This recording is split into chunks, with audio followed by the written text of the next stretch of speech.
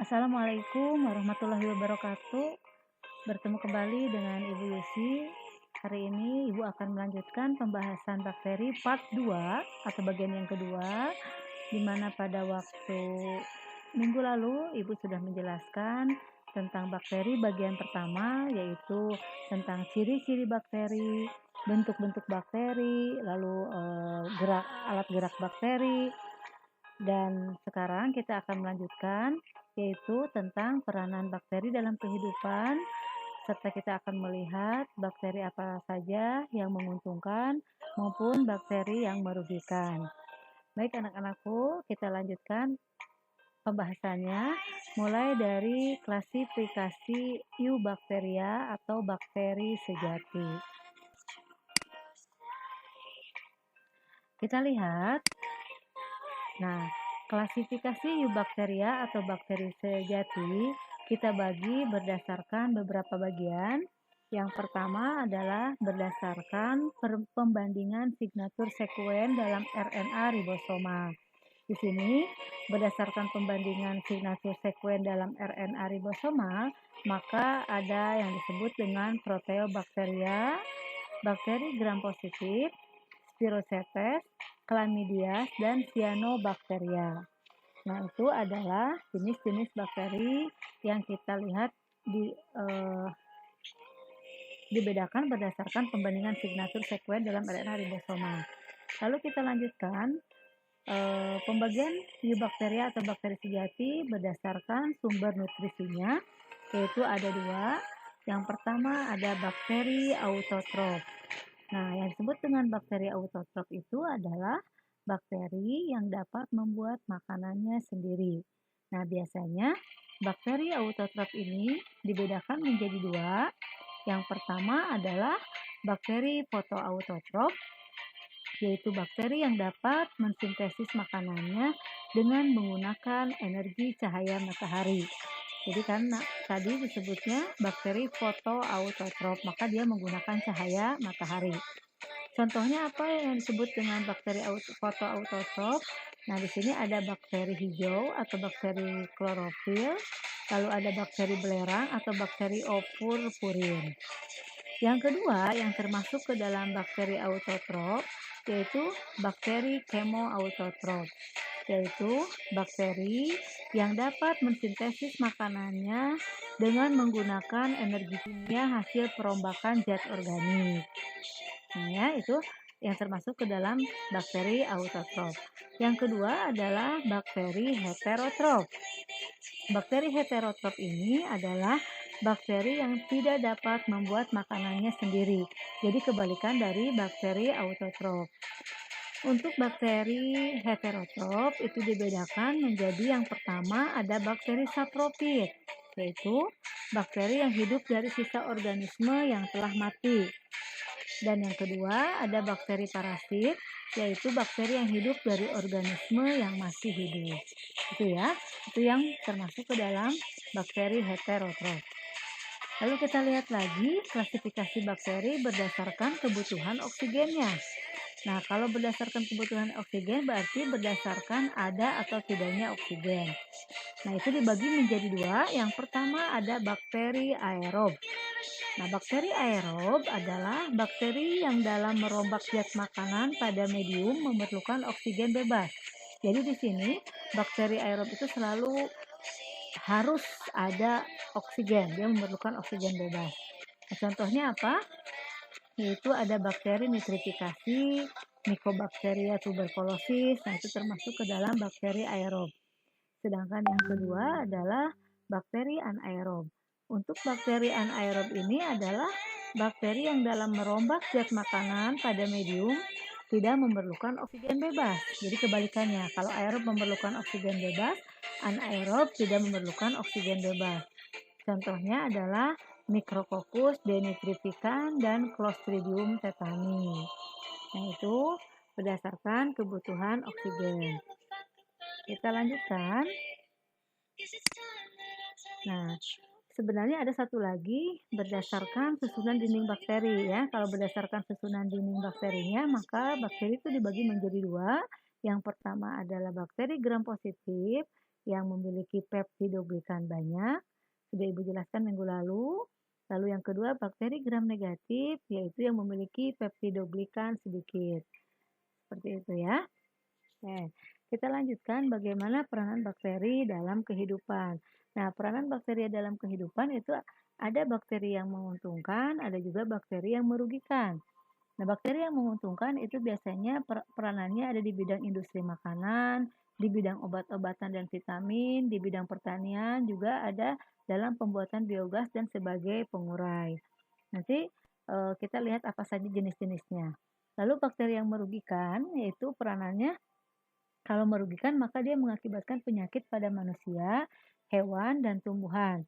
Juga selain itu, peranan bakteri tersebut dapat merusak makanan. Oke, kita lihat lagi.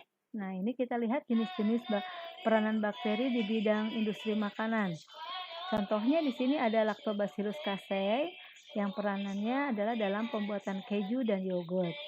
Lalu ada Acetobacter sillinum, peranannya dalam pembuatan asam cuka dan nata de coco. Kemudian ada Streptococcus lactis dan Streptococcus remoris, yaitu berperan dalam pembuatan keju dan mentega.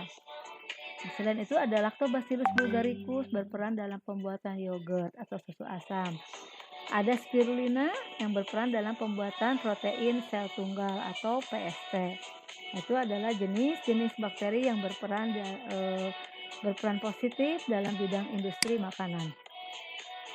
Lalu jenis bakteri yang lain di bidang obat-obatan dan vitamin, contohnya ada Streptomyces aureofaciens yang berperan dalam pembuatan antibiotik aureomycin, Bacillus brevis yang berperan dalam pembuatan antibiotik citromycin, Bacillus subtilis berperan dalam pembuatan antibiotik bacitracin, Bacillus polymixa yang berperan dalam pembuatan antibiotik polymyxin, Streptomyces griseus berperan dalam pembuatan antibiotik streptomycin, Streptomyces venezuelae berperan dalam pembuatan antibiotik chloromycin, Streptomycin rhinosus itu berperan dalam pembuatan antibiotik tetracycline, dan Pseudomonas denitrificans yang berperan dalam pembuatan vitamin B12.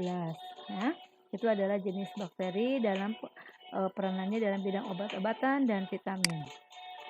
Selanjutnya, dalam bidang pertanian ada Rhizobium leguminosarum, di mana fungsinya membentuk simbiosis dengan akar tumbuhan atau leguminosae dan mengikat nitrogen bebas.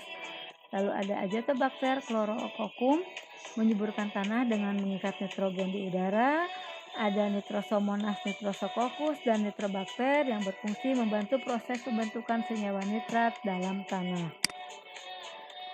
Kemudian ada juga peranan bakteri dalam pembuatan biogas dan sebagai pengurai. Di sini ada Escherichia coli yang fungsinya membusukkan sisa makanan di usus besar, membantu pembentukan vitamin K dan menguraikan asam semut atau HCOOH menjadi CO2 dan H2O. Ada Methanobacterium, fungsinya membusukkan sampah daun dan kotoran hewan. Methanobacterium nominatum menguraikan asam cuka menjadi metana dan karbon dioksida. Lalu ada Clostridium acetobutylicum mengubah zat pati menjadi aseton dan butanol, serta ada Clostridium sporangeus yang berfungsi menguraikan asam amino menjadi amonia. Oke, itu tadi adalah contoh bakteri yang menguntungkan. Sekarang kita lanjutkan peranan bakteri yang mengakibatkan penyakit pada manusia, hewan, dan tumbuhan. Ini banyak jenisnya ya, kalian bisa lihat di sini. Contohnya ada Vibrio cholerae, itu menyebabkan penyakit kolera, di mana inangnya adalah manusia. Lalu ada Mycobacterium tuberculosis menyebabkan penyakit TBC, itu juga biasanya menyerang pada manusia. Mycobacterium leprae, penyakit lepra pada manusia juga. Shigella dysenteriae, disentri. Ya, kalau yang kena tipes ini tifoid, ya biasanya nama bakterinya adalah Salmonella typhi. Ya, atau misalkan tipes juga ada Rickettsia. Pes, nah ini pes, nama bakterinya Pasteurella pestis. Tetanus, Clostridium tetani, Stilis, Treponema pallidum, Gonorrhea, Neisseria gonorrhoeae, batuk kerjan, Bordetella pertussis, Leptospirosis, Leptospira sp. Ini pada manusia ya. Nah, untuk pada hewan di sini ada Actinomyces bovis menyebabkan bengkak rahang pada sapi, Bacillus anthracis menyebabkan antraks pada sapi, kerbau, dan domba, Brucella abortus, brucellosis pada sapi, Streptococcus agalactiae dan Staphylococcus epidermicis menyebabkan mastitis pada hewan menyusui. Ya, ada juga yang lainnya di sini bisa kalian lihat, ada Salmonella, Xanthomonas, Agrobacterium, Erwina, dan Pseudomonas. Oke. Nah, ini adalah jenis bakteri yang merusak pada makanan. Ada Clostridium botulinum menyebabkan makanan rusak pada makanan yang dikalengkan. Lalu ada Pseudomonas cocopenetrans merusak tempe bongkrek. Leuconostoc mesenteroides merusak makanan sehingga menjadi basi. Lalu ada Enterobacter aerogenes mengakibatkan air susu menjadi berlendir. Nah, bagaimana cara untuk mengatasi bakteri yang merugikan? Ada berbagai cara. Yang pertama yaitu dengan cara pengawetan makanan, yaitu dengan melakukan pendinginan, pemanasan atau pasteurisasi, pengeringan, pengalengan, pengasinan, pemanisan, pengasaman, dan fermentasi. Itu cara-cara untuk mengatasi bakteri yang merugikan. Lalu yang kedua dengan cara imunisasi. Nah, untuk imunisasi ini usaha yang untuk memperoleh kekebalan tubuh terhadap penyakit yang disebabkan oleh mikroorganisme patogen. Salah satu bentuk dari imunisasi yaitu dengan melakukan vaksinasi. Ada berbagai macam vaksinasi. Biasanya kalau TBC kita menggunakan vaksinnya namanya BCG. Lalu misalkan untuk mencegah penyakit difteri, batuk kerjan, dan tetanus biasanya nama vaksinnya adalah DPTP. Lalu ada juga vaksin yang namanya TCD, itu mencegah penyakit tipus, kolera, dan disentri. Ada juga Kotipa, itu mencegah penyakit kolera, tipus, dan paratipus ya, dan lain sebagainya. Lalu selain itu juga selain imunisasi ada cara yang lain yaitu menjaga kebersihan dan kesehatan diri serta lingkungan ya. Yaitu biasanya di sini usaha untuk menjaga kebersihan dan kesehatan diri serta lingkungan yaitu dengan cara mencuci tangan, membersihkan badan dengan mandi secara teratur, mencuci tangan sebelum makan, membersihkan lingkungan, mengkonsumsi makanan yang bergizi, serta menjaga keseimbangan waktu untuk melakukan kegiatan berolahraga dan beristirahat. Nah, itu saja untuk penjelasan bakteri ya. Mudah-mudahan apa yang sudah disampaikan bisa kalian pahami. Terima kasih atas perhatiannya. Assalamualaikum warahmatullahi wabarakatuh.